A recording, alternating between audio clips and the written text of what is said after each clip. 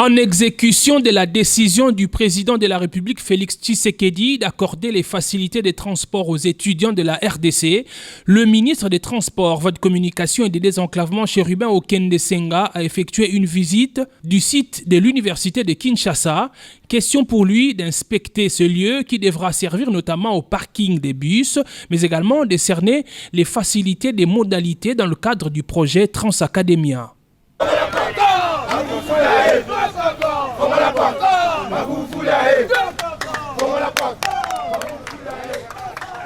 Le ministre était accompagné du directeur des cabinets du ministre de l'Enseignement supérieur et universitaire représentant Mouindo Nzangi empêché, du recteur de l'université de Kinshasa, de l'intendant général de l'UNIKIN, mais aussi de la délégation de la coordination estudiantine. Le message d'aujourd'hui du chef de l'État consiste à faire comprendre à la communauté estudiantine tout entière, pas simplement de l'UNIKIN, qu'il n'entend pas être ce parent qui promet sans réaliser. Le message actuel, c'est qu'il y aura très bientôt Transacademia. Transacademia, c'est ce transport en commun dédié uniquement aux étudiants. C'est sous les ovations des étudiants qui visiblement attendent impatiemment ce vaste projet du chef de l'État porté par Chérubin Okende, lui-même ancien de la faculté des droits, et son collègue de l'ESU, que le ministre des Transports a quitté le site universitaire.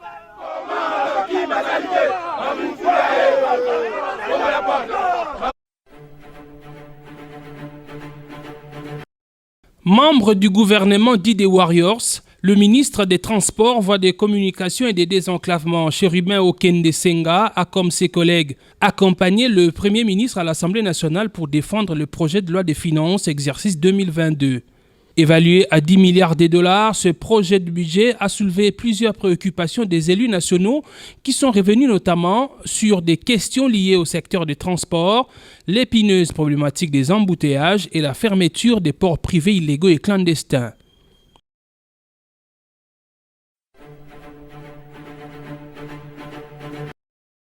Avec la délégation de la firme australienne Fortescue Metal Group, l'une des plus grandes entreprises d'extraction des fers au monde, le ministre des Transports, Voies de communication et des désenclavements a également abordé la question de la décarbonisation des bus, des avions, mais également des trains. Nous avons eu un très bon entretien avec le ministre des Transports et puis il nous a confirmé, montré le soutien, le support qu'il a à ce projet de FFI, Fortescue Future Industry.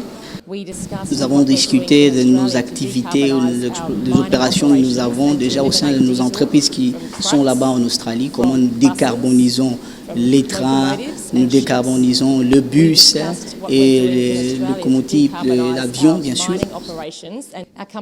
Notre entreprise fait la décarbonisation, bien sûr, de la planète et nous avons cet objectif-là de 2030 déjà, ça sera possible. Et dès que possible, nous allons aussi enseigner à d'autres entreprises ou à d'autres personnes de le faire. Chérubin Okende, qui était intéressé par ce projet, dit y apporter tout son soutien. Le moment des discours étant révolu, le ministre a appelé ses interlocuteurs à amorcer les démarches qui devront amener à la matérialisation des projets.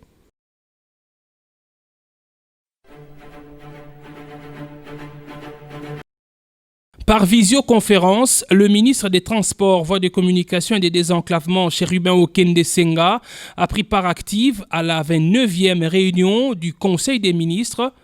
Elle a été présidée par le chef de l'État, Félix-Antoine Tshisekedi Tshilombo, le vendredi 19 novembre 2021.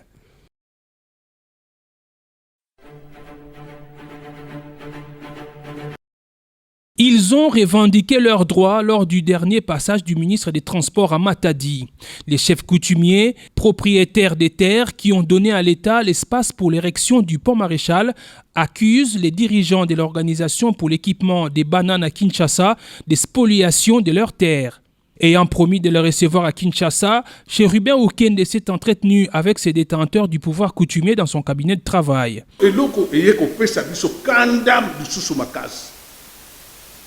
bateki nzela na MGT bazwi soki $350,000 En bon père des familles, le ministre a lancé un appel à l'apaisement en attendant des solutions à venir. Donc il y a tous les éléments qui sont réunis aujourd'hui pour conforter ma décision. Et je vais la prendre.